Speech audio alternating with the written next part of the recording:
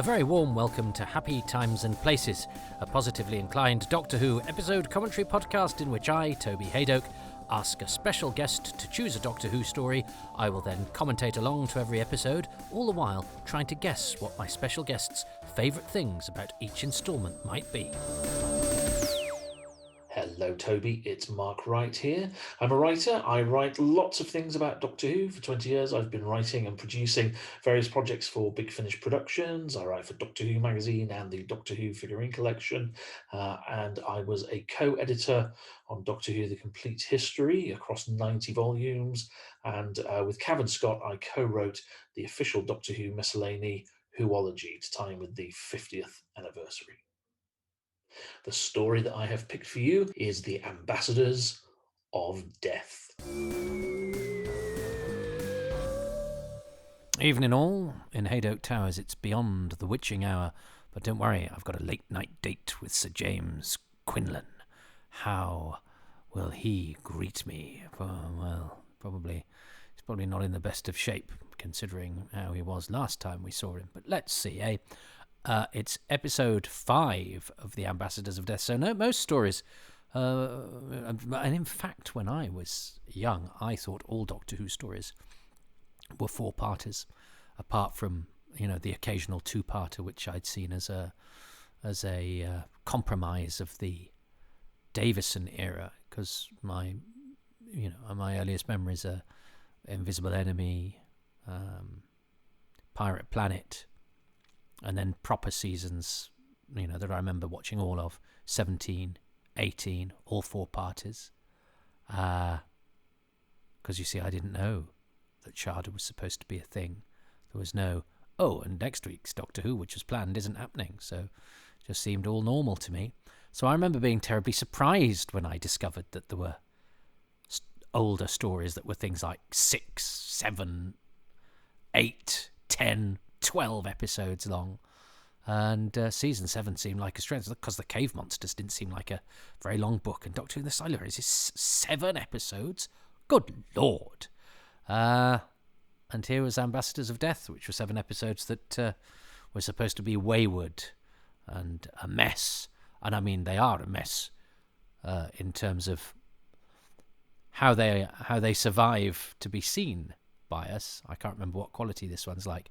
I'm not expecting a lot. There's a very nice placeholder picture of John Pertwee in the on the iPlayer to represent it. But as we've discovered before, the iPlayer pictures are not necessarily to be relied upon to even be from the correct episode. But anyway, I digress. I've had lots of lovely feedback. People who've been feeding back, who've been watching along, have very much enjoyed The Ambassadors of Death. It's a favourite to a lot of people, which I'm really pleased by. So maybe the small number, the small percentage of people who are the small percentage of the small percentage of people who like Doctor Who, who are the smaller percentage of people that like Doctor Who and listen to my podcast, who are the smaller percentage of people that like to listen to it early, so on my Patreon, all seem to be of a like mind to me that Ambassadors of Death is rather special and rather enjoyed and rather underrated and a favourite amongst many. So I hope those of you who are listening to this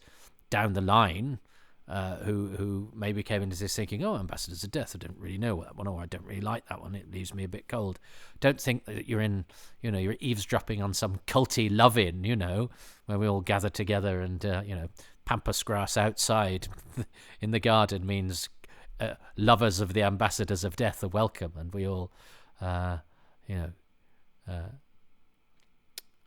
here and meet clandestinely and, swap ambassadors' stories, over mounds of Ferrero Rocher.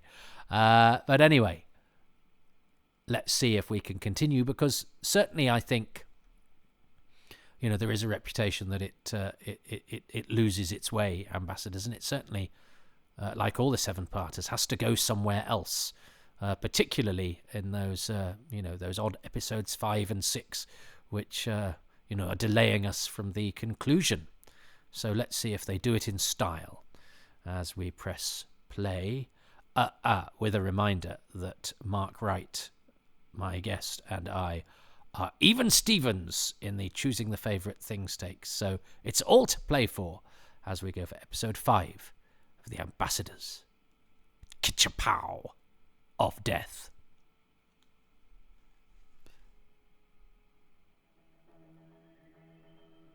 I'm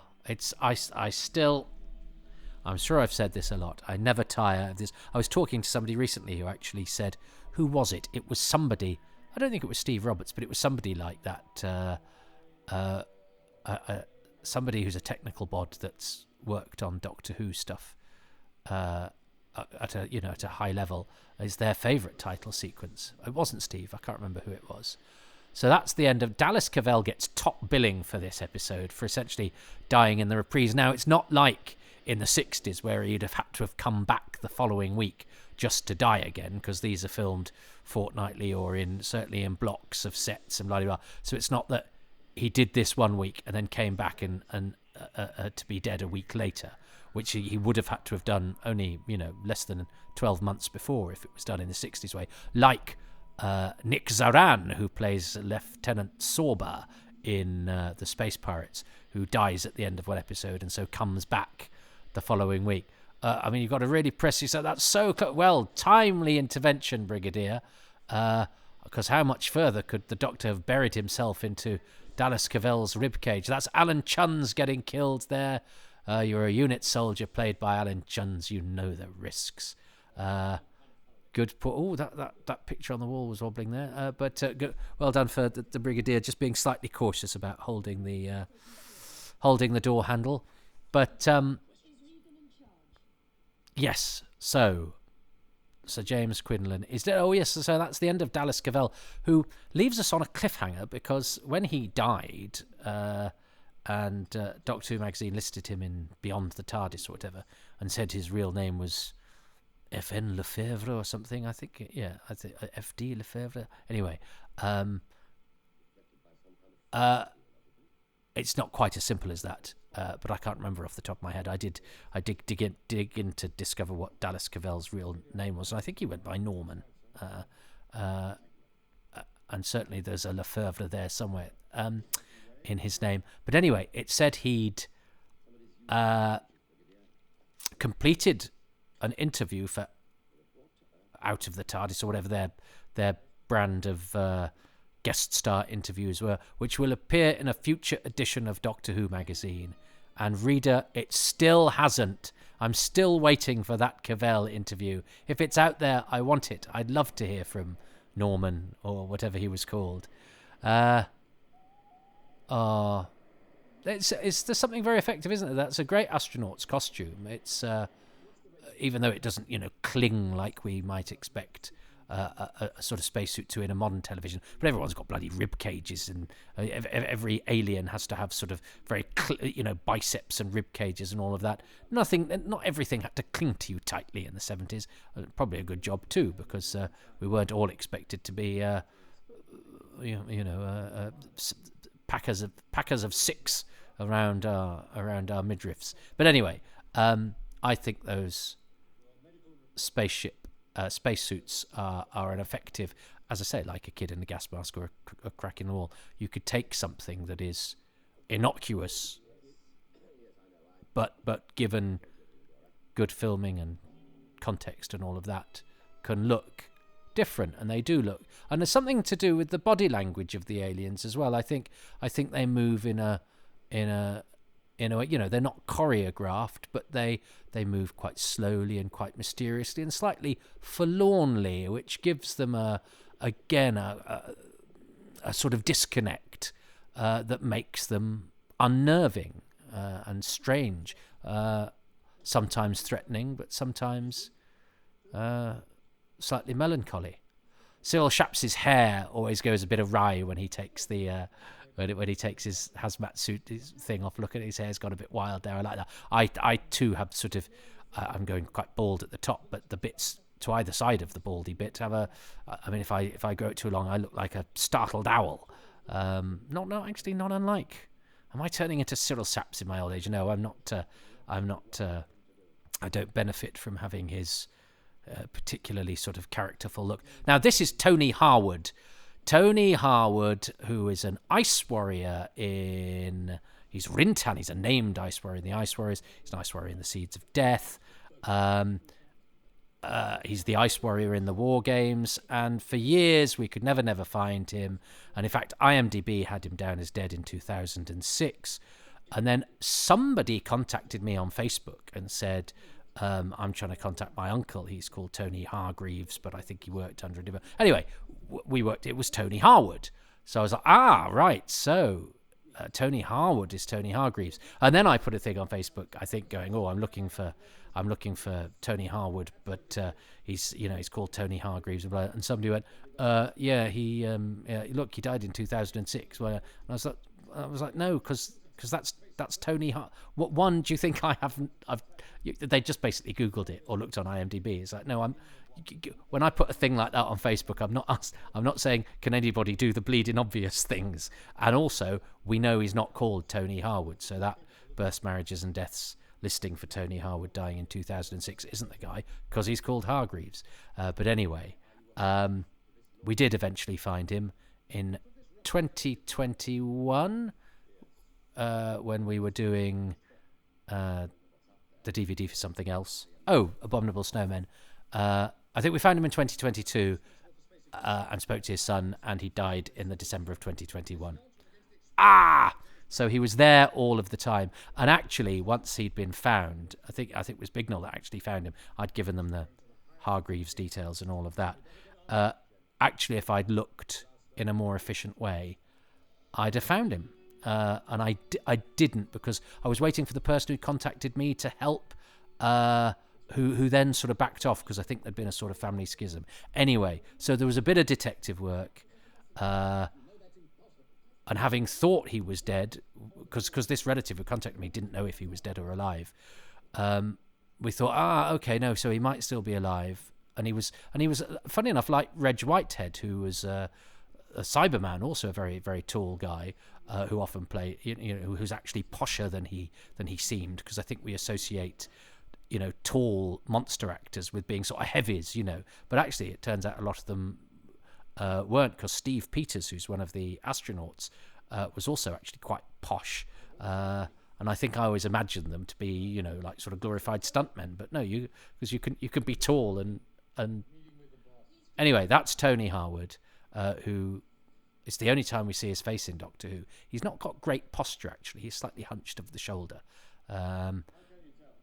And how can you tell? He's not brilliantly delivered. But anyway, he's very tall, isn't he? But yeah, I found him. I found pictures of him dressed in a long coat with a hat, and he looked every inch the affable racehorse trainer guy. And he was there waiting to be interviewed for the first 20 years of this century, still working, and didn't find him. Damn.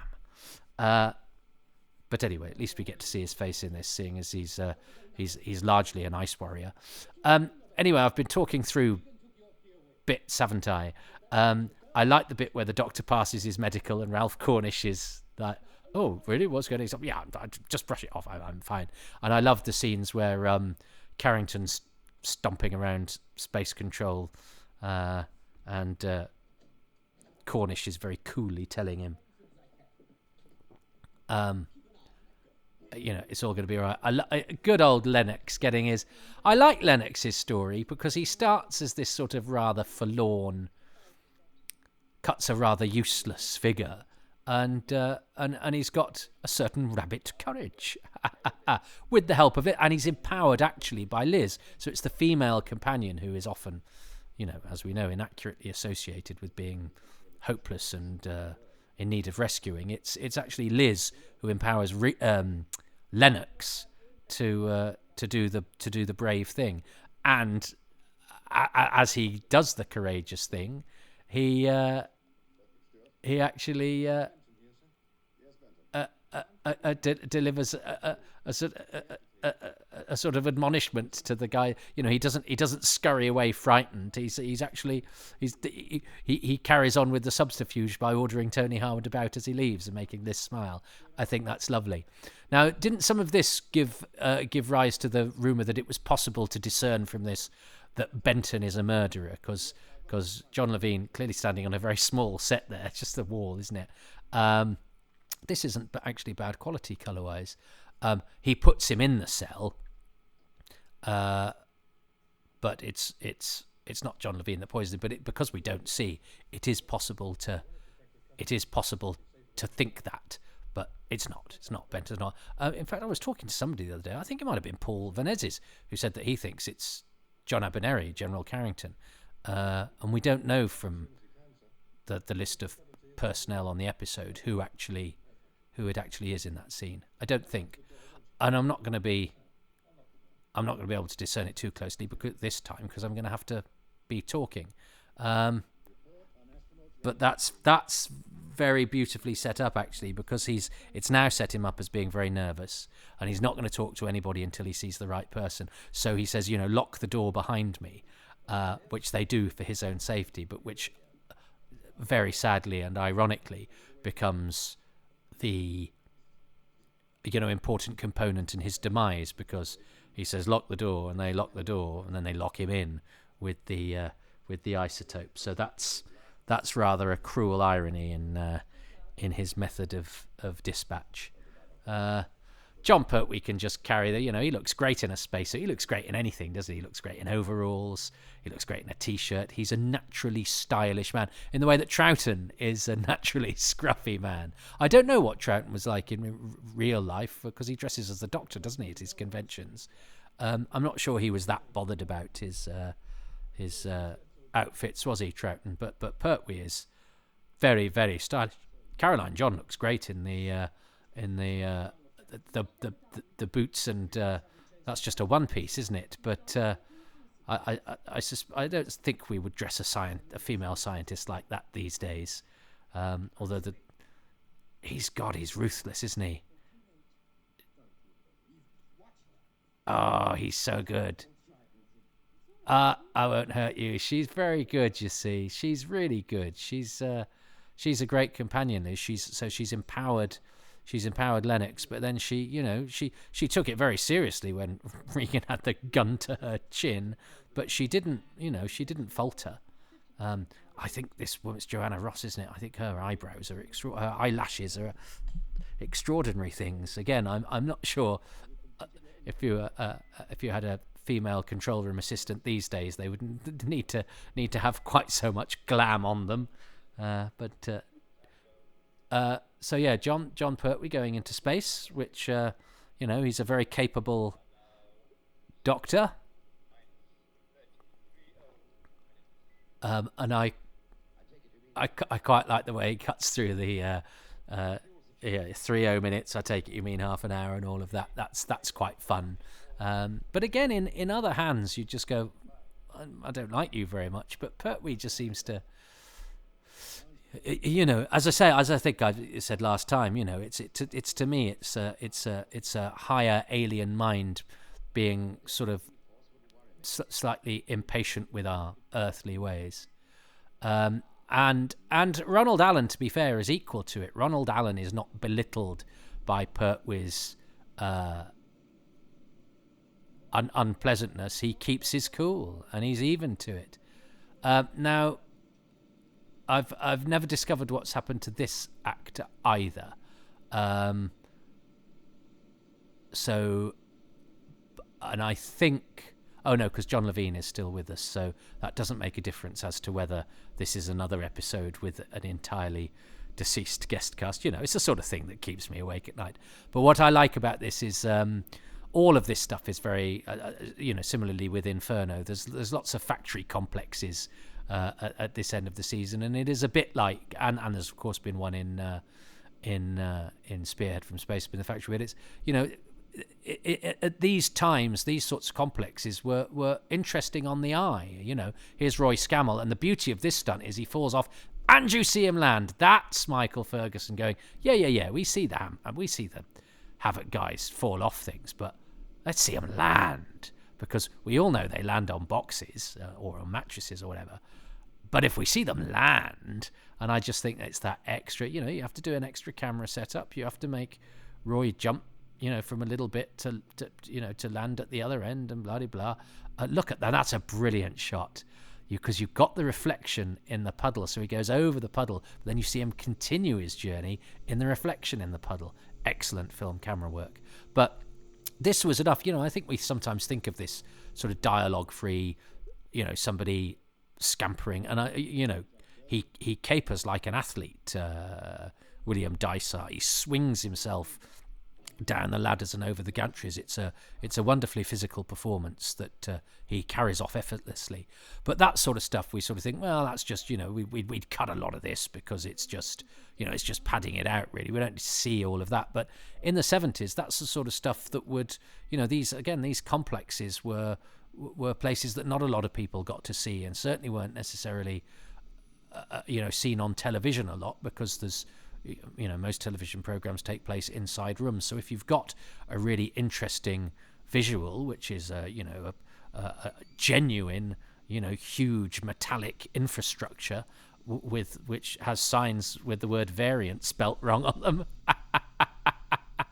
and look at him, he's really equal to this. Well done, William Dysart, you're the best Bond we never had. And again, a bit like Pertwee, he's in overalls and a cap, but he it has not diluted his charisma and his sort of, his sort of, salty sort of sex appeal. It's just an unflinching physicality that he has that I think is sort of quite stylish and hot, but without being, he's not a dandy. He's a capable and hang on, who's this then?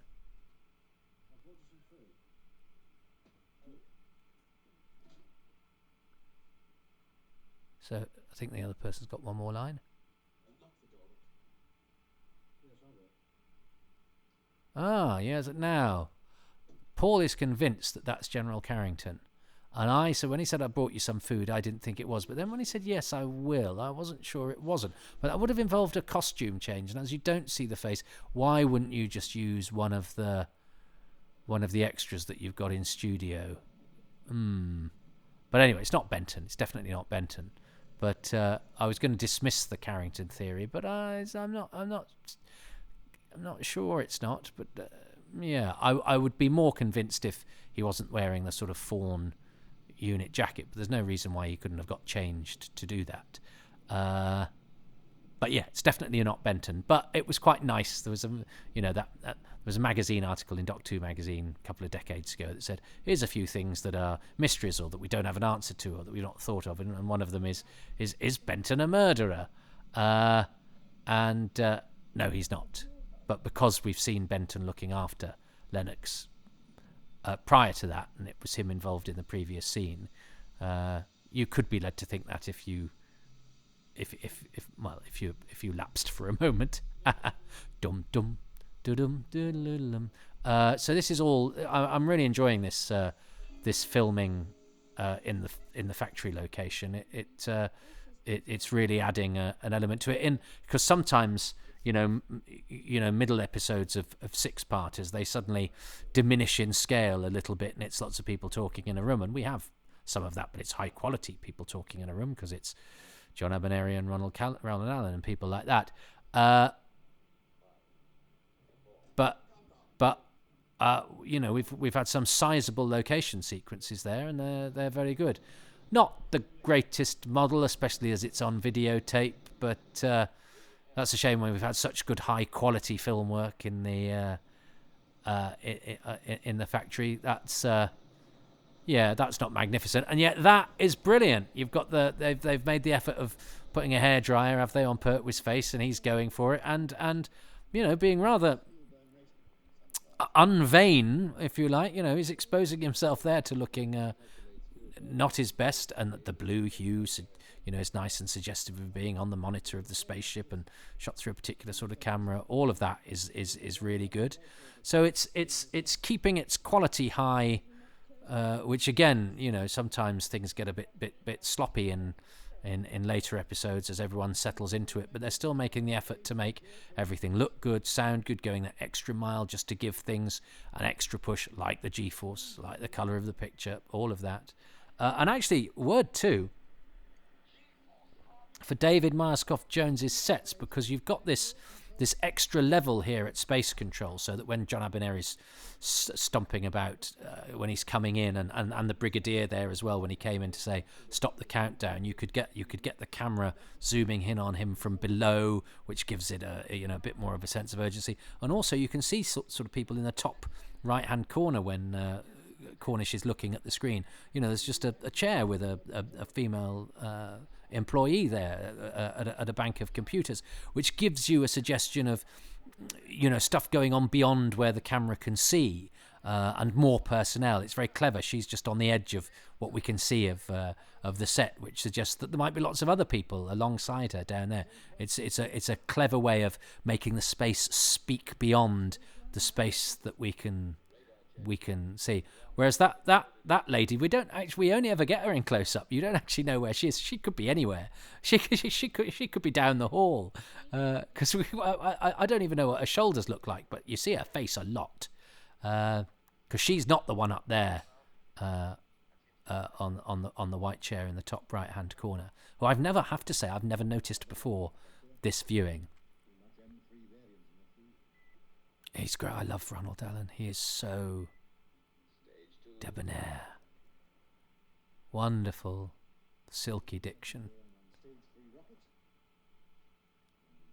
And so different from, and I love that casual, professional way. I'm sounding a bit like I'm in love with Ronald Allen. I kind of am. I love them all. I love Ronald Allen. I love John Abernethy. I love William Dysart. And of course I love John Pertwee and Nicholas Courtney.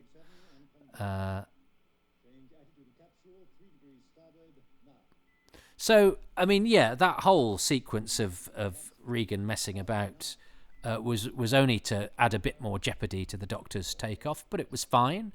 And we've also, we've had this episode, Liz asking Lennox if Regan's really in charge, so we're getting a hint of the layers there. Lennox has sadly been killed, which is horrible. He gets an isotope for lunch, which means, so the episode's begun with Quinlan getting killed. Tatalian got bumped off last time.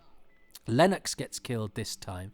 It's, if this is a bit like 24, isn't it? Where major characters keep getting bumped off, and it's a bit much more like modern television in those ways, because characters, that have been given sort of depth and are played by those sort of hefty actors, you'd hope you'd expect in a way to get through to the end. Although actually, Cyril Shapps, in all of his Doctor Who stories, I've just worked this out, isn't in all of the episodes of any of them.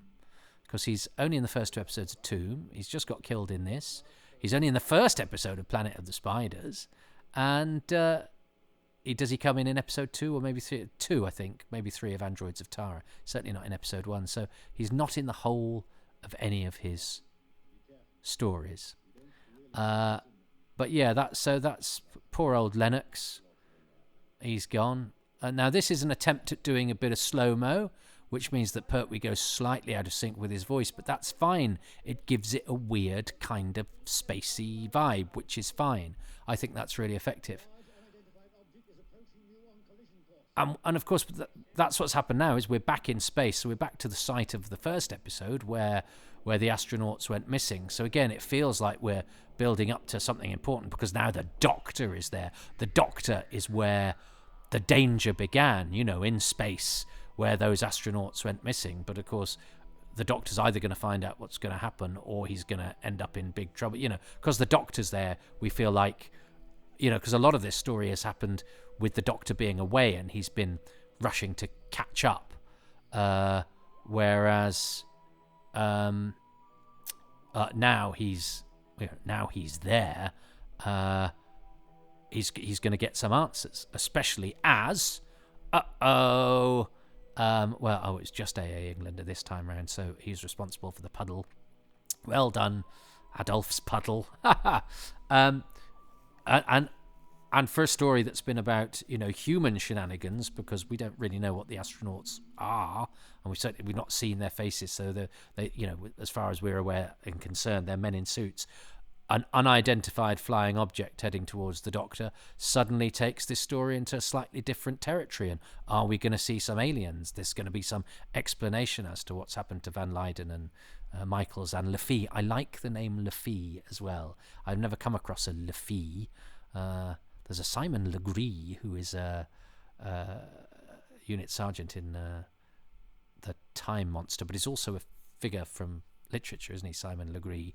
But Lafee, Frank Michaels and Joe Lafee, I think they're good names. Frank Michaels is just normal there, but that's good nomenclature, especially as then you've got Charles Van Leyden. Yes, I like the names as well, the nomenclature of the ambassadors of death, but surely the names are not going to be my favourite thing of episode 5. What's going to be my favourite thing? Well, the thing that I noticed the most, I think, was the puddle shot, which was absolutely fantastic. I've already chosen William Dysart, so I can't have him. I think the model work in space is very good. I loved Dudley Simpson's score. It's excellent.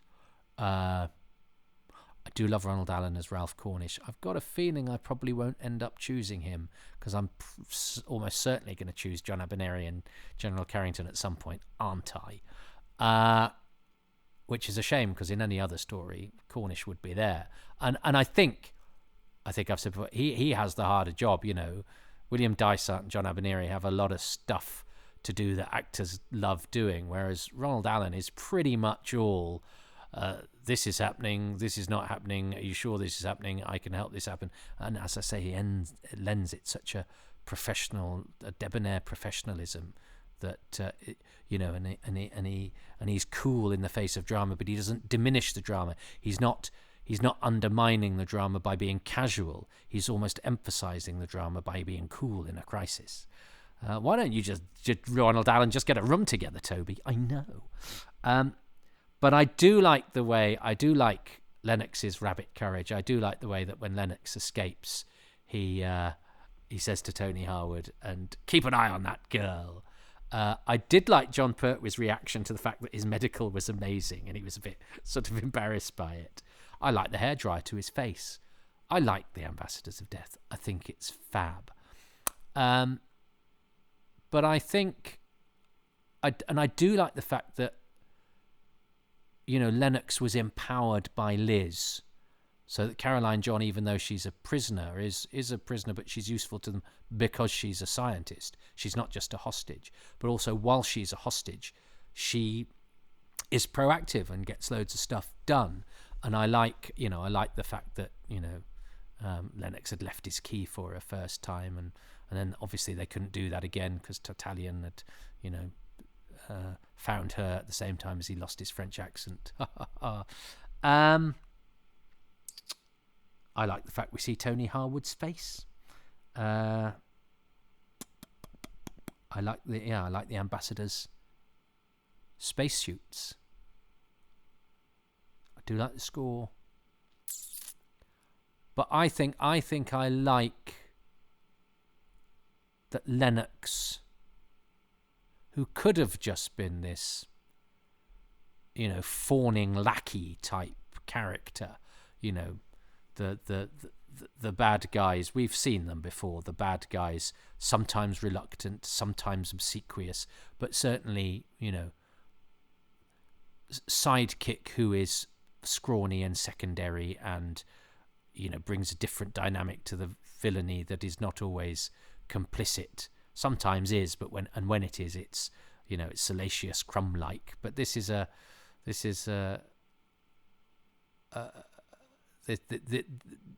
this iteration of it is actually he's reluctant because he's not really bad, and he's in a position that he doesn't want to be in, but he's got no choice. And Straps is so good at suggesting sort of that broken dignity. That failure, that sense of being yesterday's man. And he actually, it's sad that it costs him his life, but he actually, he develops a backbone and, go for it, Stephanie. I'm assuming he's called Dr. Stephanie Lennox. So do I choose that? I don't think Mark will have chosen that, though. What will Mark have chosen? Might he just choose the score? Because it is a great, it is a great Simpson score. No,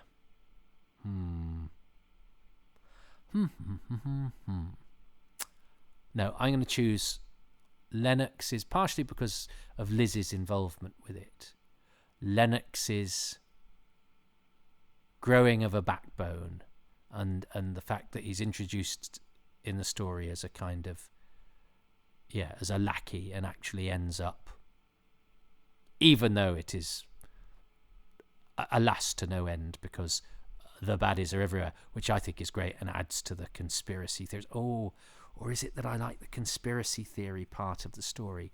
The fact that there's nowhere to turn, and even in a cell surrounded by all our heroes, you're not safe for an isotope for breakfast. I do like the X-Files conspiracy theory. No one is safe, even on, even at the heart of the operation. Ooh, do I choose that rather than just that specific Lennox moment? Because that is a really good aspect of the story that I think contributes to its great success. That X-Filesy kind of stuff. So it seems a little bit ahead of its time, and with Doctor Who, you quite often have a minister who is, stroppy or obstructive or an idiot, but you don't have a suggestion that there's a corruptness that goes right to the very top, that our heroes actually have people on their own side working against them.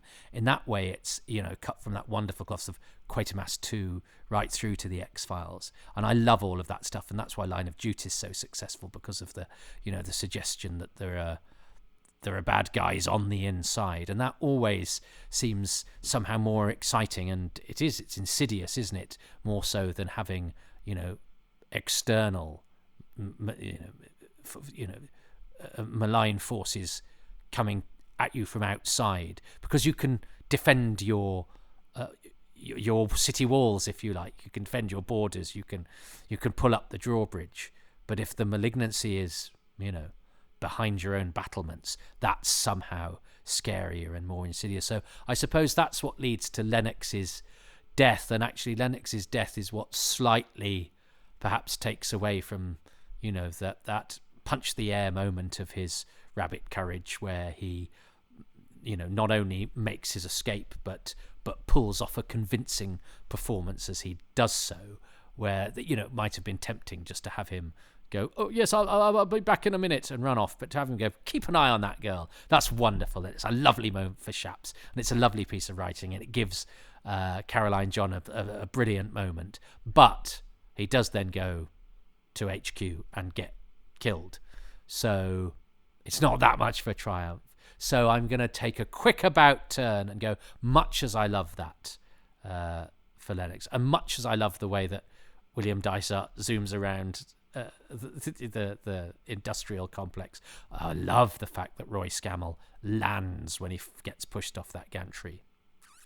I'm going to choose the fact that there is interference from the very top, that at every level the Doctor and Ralph Cornish and the Brigadier are being blocked, or they're being obstructed by forces supposedly on our side, which makes it murky, because he doesn't quite know who. Desi Cornish, he says that, I think, last episode. He doesn't quite know who, and somebody's feeding Regan his stuff, and somebody is there to give Lennox a plate full of radiation. That is, so yeah, X-Files conspiracy, actually Quatermass 2 has that as well, which feels so and the fact that this is so early, nearly half a century before Line of Duty, and I know Line of Duty is not the first either.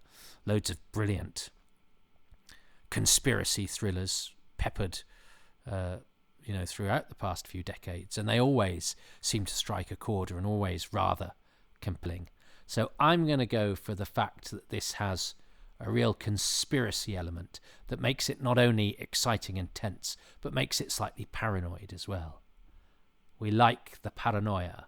What is Mark's favourite thing of episode 5? Took me a long way to get there, didn't it? He's now going to choose somebody's thumb, or a bucket, or a hat.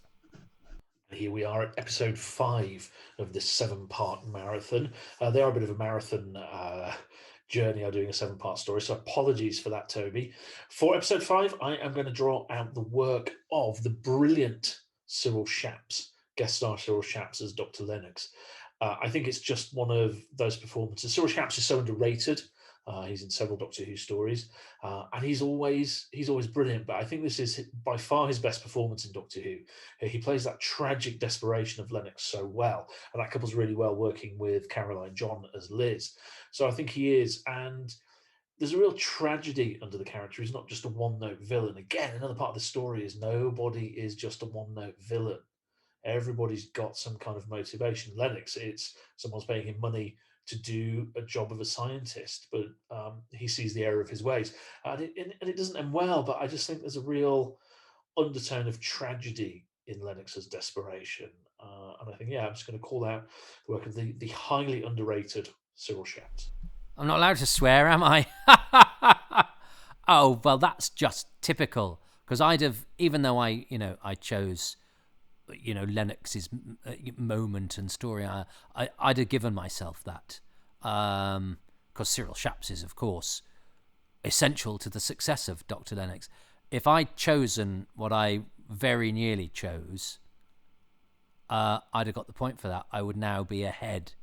But as it is, just at the last minute, somebody poured some M3 conspiracy variant into my supply, and I ended up going in a completely different direction from that I'd looked certain to go in.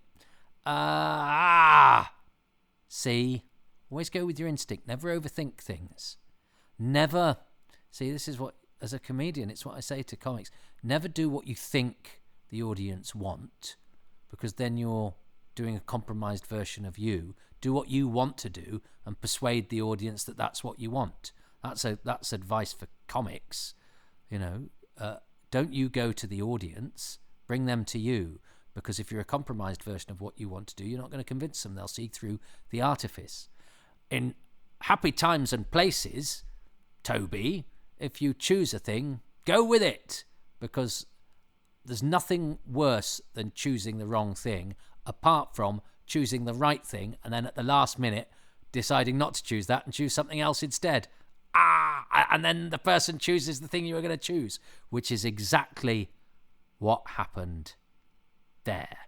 So, screwed that up, didn't I? Oh, well. There we go. I would like to think that somebody tipped Mark off there that I was going to do that. So he chose that specifically to make it even worse. It is, rather appropriately enough, it's all a conspiracy. I think you'll find. I think you'll find. I think you'll find. I think you'll find. Well, I think if you're going to be I think you'll find it, I think you'll found, then you may as well be found out by the best in the business. Richard Bignell has been in touch. He has all the bits of paper. And he says, with regards to the Lennox in the cell question, the script specifies that this is Carrington. The scene description begins, Lennox is asleep in the bunk.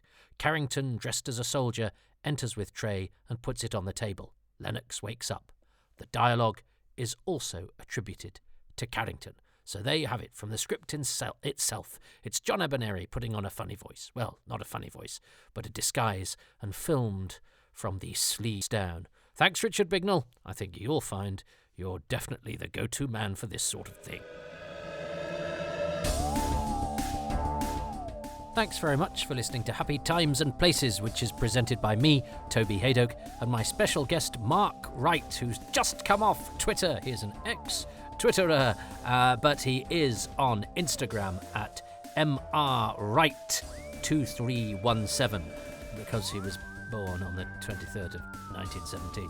Anyway, I'm grateful to him and to the patrons who make this podcast possible, and they include Ruben Herfindahl, Joel Ahrens, Joanne Abbott, Keith Adams, Mark Aldridge, Kit Allen, Neil Allen, Sebastian April, Tilt Ariza, Radit Aritza, Endaf Arwin, Simon Ash, Richard Alt, John Babb, P. Baker, Richard Barker, John Ball, Stephen Bamford, Simon Barker, Ollie Barrett, Andy Benison, Richard Bignell and Peter Blackett.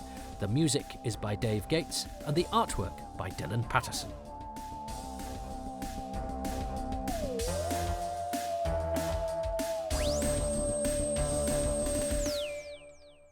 Did you like the way I said those names?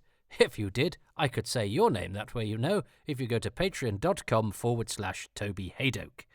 There, for as little as £3 a month, although there are higher tiers if you choose to ascend, you can get advance releases, you get exclusive material, some of it in photographic form, some of it in interview form, and some of it in monthly AMAs, but you're also around 6 months ahead with Happy Times and Places, and a couple of episodes ahead with Too Much Information and Indefinable Magic. There is also a podcast called Far Too Much Information, which only the patrons get. That's at patreon.com/Toby Hadoke. You could also go to kofi.com/Toby Hadoke if you don't want to subscribe to a monthly thing and just occasionally want to make a donation to support these podcasts. You get nothing in return but my gratitude and, you know, a bit of fun pretending you're buying a coffee when actually you're not. And although I'm not going to say I won't drink coffee with any donations, it's unlikely to. I have about 2 coffees a year. But anyway, you get the gist. And you can do support of a non-financial kind, if that is preferred, and I totally get that. The support of you listening to these is frankly more than I could hope for. But if you could go to iTunes, Podbean, Spotify, all the places that one gets these things, and give them a 5-star rating and a couple of lines of review, that really helps to tweak my algorithms and make them look very sexy indeed. You can also follow these podcasts on social media at Hadoke Podcasts. I have my own Twitter feed at Toby Hadoke. I'm also on Instagram at toby.hadoke, and I have a Facebook page and a website, www.tobyhadoke.com.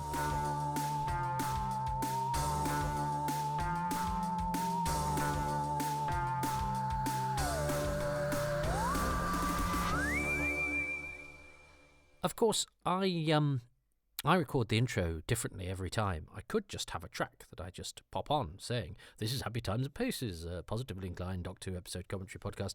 But I don't know, I quite like to do it afresh. So in a way, I'm a bit like Season 7. I mix it up, I make it different. I don't know why.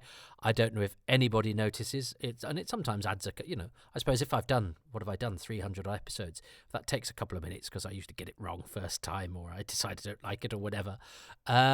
If I added up the time that had taken, I could have probably done you like 100 more. I'm not very good at maths. Gazillion, billion, trillion more podcasts. But there we go. It means that the opening is a bit like, so why haven't I done a Happy Times and Places opening? Why haven't I done Welcome to because I've got a truncated version of the theme. You've just heard it. I've got 2 stings. I could do my own Happy Times, Pow, and Places as an open. That would have been witty, wouldn't it? Well, I've got 2 episodes to go, so the people who don't listen to this bit at the end, they might get a pleasant surprise. Although I'm not going to record the last 2 episodes now, so I might forget between now and then. I'm quite busy at the moment. I've just learned how to make bread rolls, out of chickpeas, because we're trying to eat healthily for various reasons. For both of us could do with that, and so we're low fat, no gluten, various bits and bobs, and just trying to no processed stuff, organic, decent stuff. And I'm fortunate that there's usually one of us at home who, when they take a break from work, can rustle up a bread bun or 2 made out of chickpeas and psyllium husk and a bit of olive oil and not much else. And they were bouncy spring. I've been making bread out of buckwheat groats as well, which Well, you soak the chickpeas overnight as well, but you soak the buckwheat groats overnight, and then you zhuzh them up with water, and then they sort of ferment themselves, so you don't need yeast or anything. So there we go. I don't quite know why the ambassador. Oh, it's because I'm not going to record any more episodes now because I'm a little tired, but because I've been. Because I've actually just eaten quite a lot, even though I'm trying to eat healthily. I've eaten a lot of buns, but they're very good, just with chickpeas. Who would have thunk it? There we go. Anyway, more recipe tips available. Not really, only in the post credits of this podcast that people come to for Doctor Who. Frankly, not for cooking tips. But anyway, I'm quite chuffed that I've learned to make 2 types of bread with no wheat flour, no yeast. And not too many additives of any kind. Yum, yum, yum, yum, yum. Can you hear the chair creaking, by the way? I need to get a new chair because my chair in the booth is very creaky, and that's not professional. If you're a professional voice artist, you shouldn't have. Buy some windows.